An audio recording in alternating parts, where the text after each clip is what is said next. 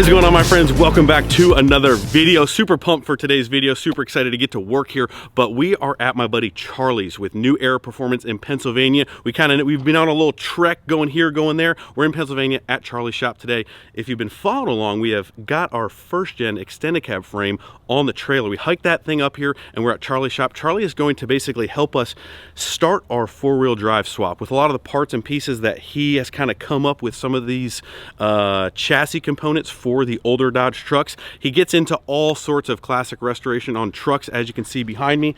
Definitely got the Dodge thing on lockdown. He makes a lot of parts, a lot of pieces, and he is going to help us do our four-wheel drive swap and kind of get that rolling. So we're going to get into that. We'll show you guys kind of his 3-link coilover kit, which is what we're going to be installing, some other parts, some other pieces, front suspension, rear suspension, all of it. We're going to get into all of it. We're going to show you guys, but that's where we're at. Pennsylvania, four-wheel drive swap action on our first gen. If you guys are restoring a kind of a classic Dodge truck, 70s to 90s, makes a lot of parts, a lot of pieces, that might help you out. So go check out his website. But anyway, we're gonna get in here, we're gonna get our hands dirty, we're gonna get to work. Four-wheel drive swap on the first gen happening. Let's go.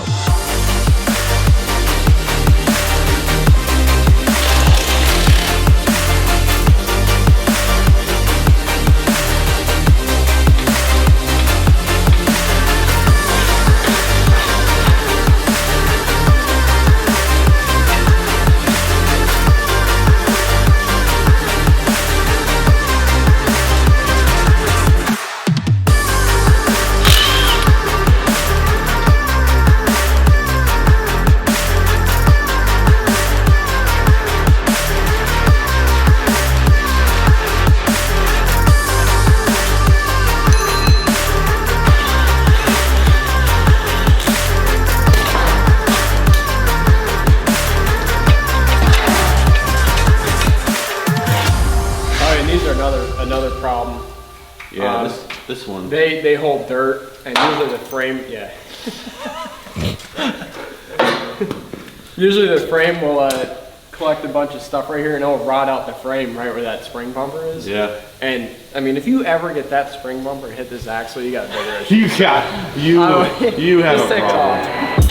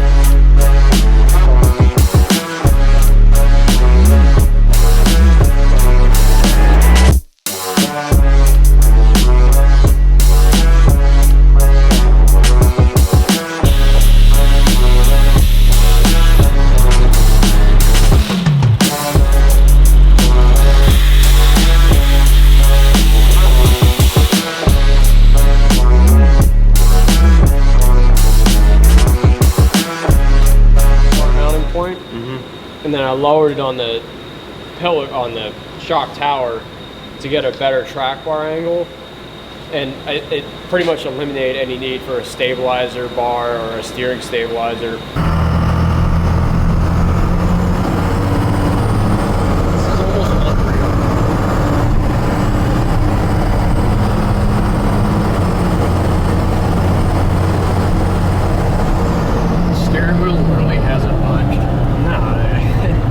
A lot of times you have like a custom like link suspension, you have to think about it, like you're like compensating for all the bumps, and it's just like, it's so nice to not have to do that. Like, it's just not even in my thoughts to like, oh I gotta compensate for the heaves in the road. I think the one thing to me is, like, normally when you have a fairly rough riding truck, like every bump or dip just kind of gets transmitted like through the entire truck to where it's like jarring, rattling, and like a rear bump would like get sent through the front, all that stuff, and like you feel in the floor pan. Yeah, you just don't feel anything through the truck, which is impressive to me because it's like, it doesn't roll in the corners, it's not stiff, but it's not super soft. Like, it's just Steers nice, drives nice. Your lift gets cool and all, but if it can't drive nice, I don't want it, okay? I don't want it.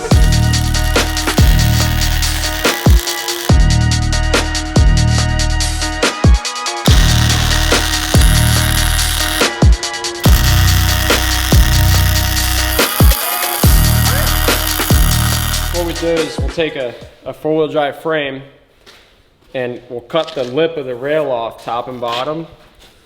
And we're doing this so we don't have to do any measuring to mount the engine crossmember. Okay. So the only 4 holes we need are these 4 right here.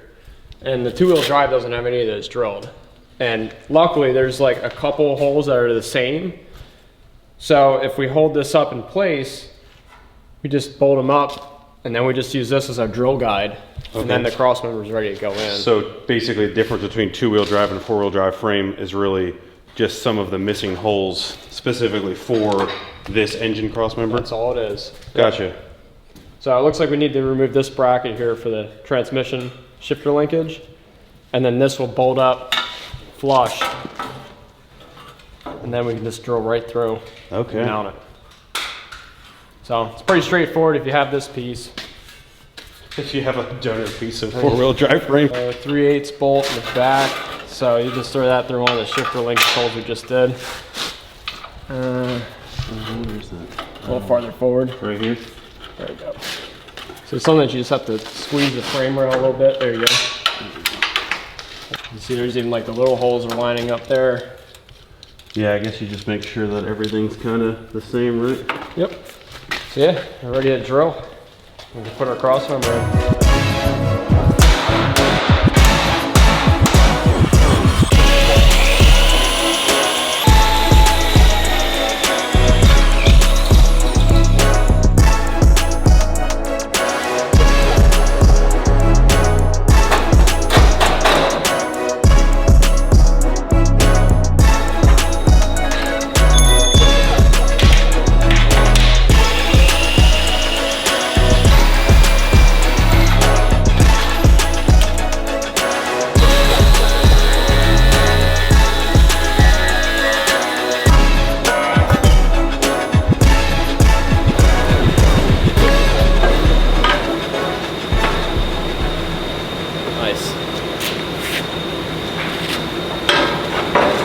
Right there. And then what do you do? The same thing? You just jig them off other ones, and the ones that have to be drilled, we drill? Yeah, so there's 2 holes that shares the rear 2 holes on the engine crossmember. So the reason I did that was like if you're doing a 3-leg swap and your powertrain's still in it, you don't have to take all these bolts out and then like your engine's not supported. So you just take the rear 2 out, you sneak your tower on and bolt it on. Okay. I mean, wow. Wow. I'm getting fairly bricked up.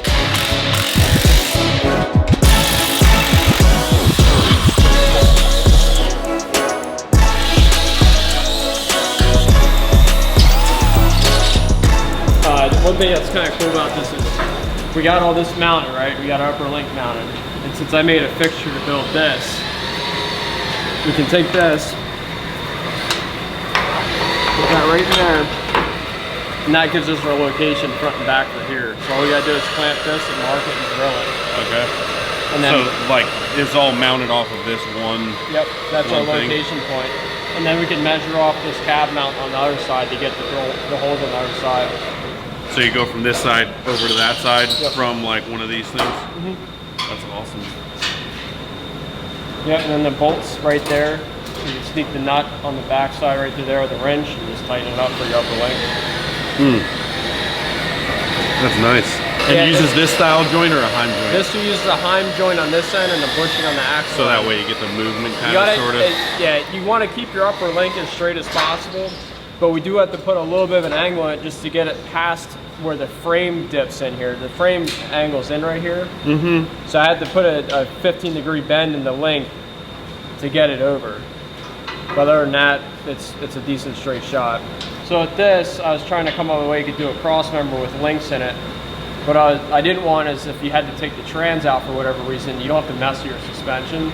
Okay. So this all stays on the chassis with your links. Okay. And then this center drops out much like a second or third gen. There's only like 4 bolts on each side. Okay. And the center just drops out. Yeah. So I do know on a factory truck, you're just like jigsaw puzzling your way out of getting that stuff out. You got the diagonals, you got all that, and then like you said, you got to put it all in loose and then like round robin it to. Yeah, so this is like a lot more simple. You just have 4 bolts on each side that hold your center in. Dodge transmission things base everything off around your transmission release. coming. Yeah, quick release trans mount.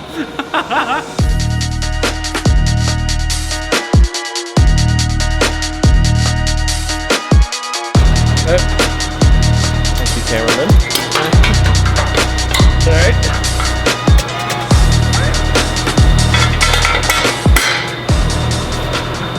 Beefy. So what's the ultimate goal? Is it supposed to be tight up top, or is it like? The frame's not really consistent, so that'll draw in no problem. Okay. Yeah, like this side's more tight than this side. I match the brackets in pairs when I press spring to make sure that the same exact height. Okay.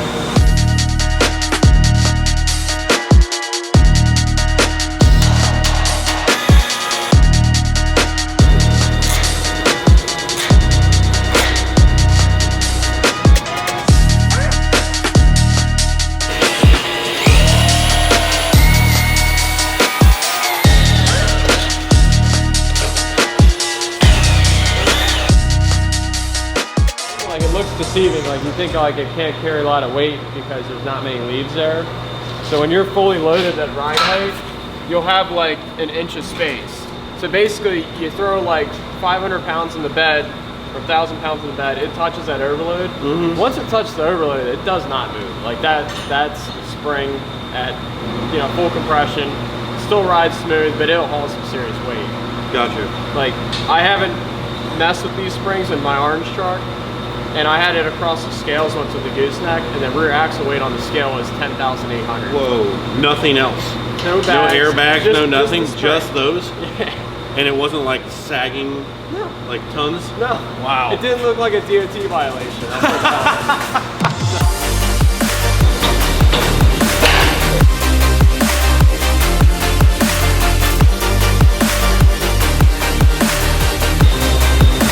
Now a little bit.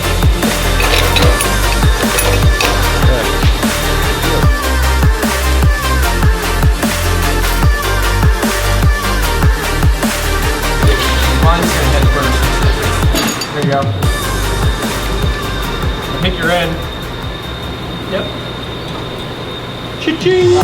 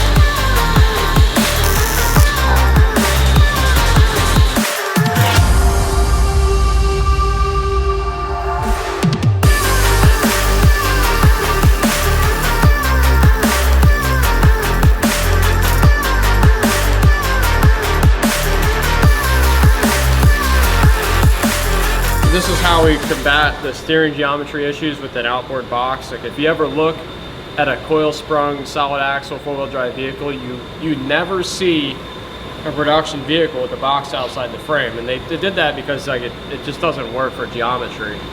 So I use a 2nd gen box, 9402 gas diesel. It's all the same Saginaw casting. Inside the frame, the lower 2 mounting holes line up with the factory Dodge frame holes. So then we have a drill plate, which you saw Matt use, and that will locate the upper. And then we just have to TIG weld in this sleeve. That's the only welding we do on the whole chassis. So that mounts it to the frame. And then to combat the first gen frame flex steering issue where they usually crack right here, we have this lower stabilizer bar like you see on a second gen right here. And then we're gonna weld this plate on to hold the pillow block right here. So then everything is locked in tight side to side. There's zero flex, crack issues. It's just solid. That's how you get zero feedback in your steering. Making everything solid. Yep.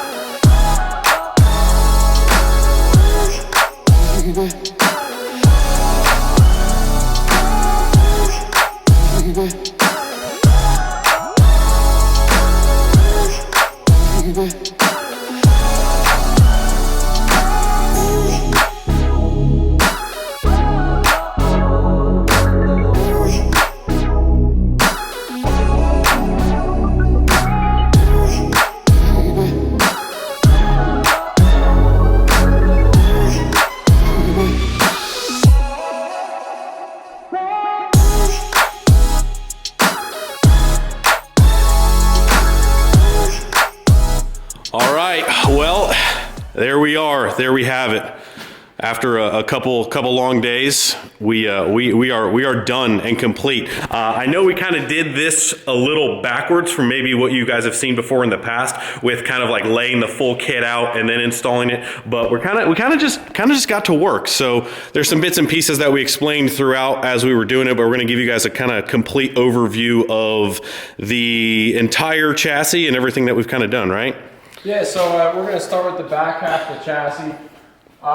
This is kind of like my favorite recipe as far as like a street truck, mild off-road, cruiser, towing capacity. It can kind of do everything for you. So we're running our 63-inch travel long leaf springs here. And that's just a stock application Chevy spring, but it gives you a nice lift and a good soft ride. With that, we have these heavy-duty hangers here. I don't make these in-house, but we buy them from a guy up in New York, and he's a very good craftsman. So what that gives us is about 5 inches of lift, and we have 0 spring blocks. We have leaf spring right on the axle, so you have your minimal axle wrap. So I guess to kind of back up like one step, so like there's a couple different ways that you can four-wheel drive swap these trucks. So the factory four-wheel drive trucks come with like a huge block in the back. 6-inch block. I mean, it's a giant chunk of cast iron. Yep. So we try to eliminate all that because it just creates some sort of unstable, you know, they'll work, but it creates a pretty unstable load as far as having all that extra height right on top of your spring. With the suspension, we pair this with a set of Fox 2.0 series 10-inch travel shocks on remote reservoirs. And we ended up mounting the shocks up on the axle tube more. This is what we usually do just to kind of clean up how they mount rather than go off the leaf spring plate. And then we designed this nice reservoir mount that goes in place of the factory spare tire bracket. And then that kind of, we also changed the U-bolts. Yep. Because the factory U-bolts kind of come down from the top and have that plate on the bottom there, so. Yeah, so this is U-bolt, this is a U-bolt flip, so now the U-bolts are out of the way, they're up top, it's cleaner looking. And that's the rear. So I think what again, to kind of hit on what Charlie already said is kind of like the perfect mix of, you know, you can work the truck, you can play with the truck, it cleans it up, it's really, really nice. It's kind of this is a very do-all suspension. Exactly. So the front, we were trying to aim for a smooth riding suspension. Leaf springs ride very rough. So we wanted a smooth riding suspension, we wanted our good steering qualities, minimal bump steer. And after several variations, we came up with this setup. It's mostly bolt-on. There's very little welding that has to be done to the chassis itself. A couple things, we have a modular transmission crossmember. This drops out much similar to a later truck, so you don't have to mess with your control arm links to service your transmission. And we have drive shaft clearance and exhaust clearance built into it. Moving forward, our coil towers, they are completely bolt-on. The track bar is built into it, and we have a steering brace from the track bar to the engine crossmember. That really helps with any sort of twist in the frame when you're steering. Gets that all locked down. The steering box is moved inboard for better steering geometry. So like any new truck with coil springs, you have an inboard steering box. Very little modification. We have to weld a sleeve into the top of the frame to accomplish this. Otherwise it bolts in. We have our common steering brace solution here, like you see on a lot of these Saginaw steering boxes. You have a pillow block bearing here. That again just really stabilizes and strengthens everything up on these trucks. And of course we have our crossover steering, high steer arm, and it's all heavy wall DOM tube with tube ends and jam nuts for adjustability.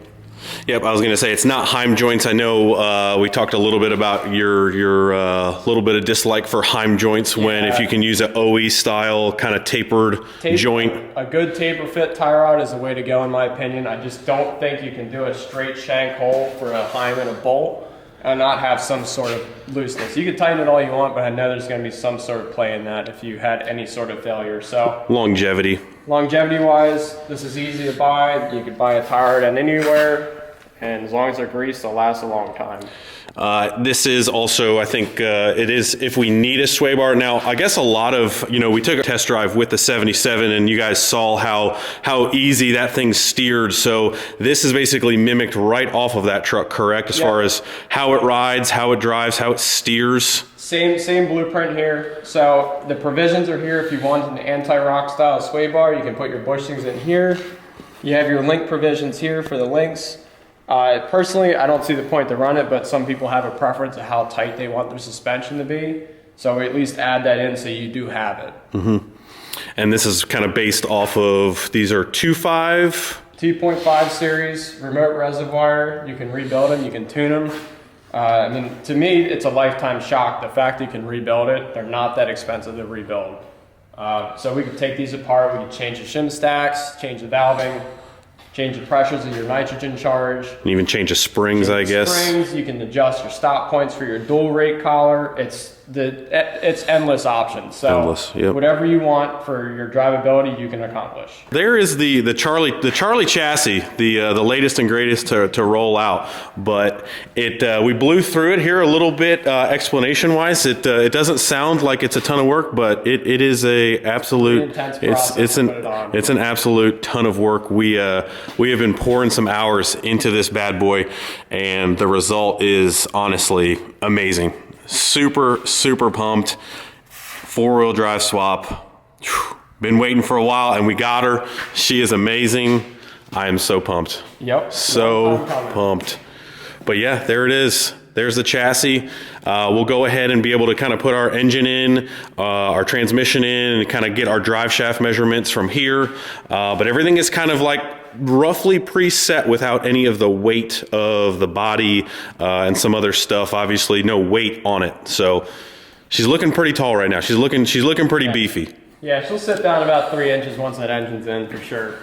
But we've got basically our factory Dodge 4-wheel drive axle in here, and basically like we changed, we got our steering arm goes on the other side, correct now? Yeah, so originally your steering arm was over here for the factory drag link and steering setup. So now we have crossover, and then to accomplish the brackets being welded on, we had to cut off the leaf spring mount that goes right here and the original shock tabs that went on the rear side of the axle. So those 3 things had to come off, and then these could fit right on. We welded all this on, and now it's a permanent 3-link axle. Crossmember can come out. You don't have to drop your arms. The other feature we did is we added 2 holes for the transmission mounts. Some engines have different thickness adapter plates based on the transmission, so we didn't want you to have to move your crossmember and re-drill the holes. We just have another provision point for your mounts. So it really saves a lot of time in trying to adapt to different transmission setups. The other thing is like this upper link here is really tight and strong. I mean, we got, it's obviously a double shear, but it shares this mounting pocket along with the frame rail. So it is truly anchored in there as strong as you can make it. It's pretty, she ain't going nowhere. No, she ain't going, that's a she ain't going nowhere strength. Heck yeah.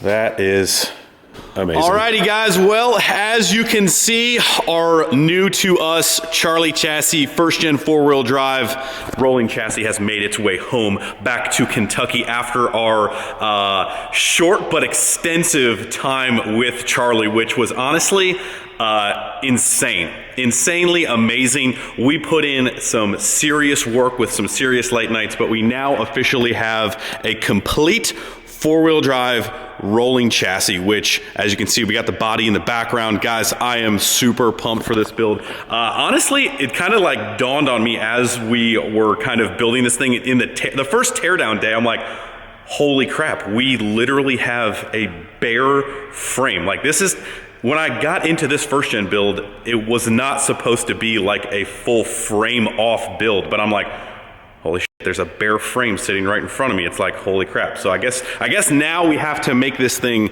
absolutely as nice as we possibly can, especially with the new Charlie chassis 3-link kit on this thing, which is just making this thing absolutely insane. So huge thank you to Charlie for letting us invade his shop for that time to put this kit on, for him to kind of school us on the entire kit, the steering, the suspension. This thing should ride absolutely amazing. And again, in the beginning of this build, we were just going to basically do a stock 4-wheel drive suspension. The whole point in doing all of this is, number one, it's insanely nicer. It should ride so much better. It is just overall a modern suspension on a older truck, which we're super excited for. So anyway, there you have it. That is the latest and greatest from the Charlie chassis shop. Again, if you guys want some of these pieces, some of these parts, if you're looking for a chassis like this, if you have a classic truck that you want to make into the best possible outcome, whatever it may be, Charlie is your man across the board. Doesn't matter where you want to take the build, he can get you covered, but especially some of this suspension stuff. Again, even on some of the minor chassis improvement stuff for your 70s to 90s Dodge truck, go check out his website, go check him out. I can promise you, you will not be disappointed. But again, huge thank you to Charlie. Anyway, my friends, we have got a long journey ahead of us. Obviously, all that stuff that we just put on needs to kind of come back off, and we're gonna do something with the frame, whether we paint it, powder coat it, all that stuff needs to get made perfectly nice. But anyway, thank you for watching. Again, go check out Charlie. We'll see you guys in the next video. Oof. Give this video a big thumbs up if you're excited for the 1st gen, but we'll see you guys in the next video very soon. See ya.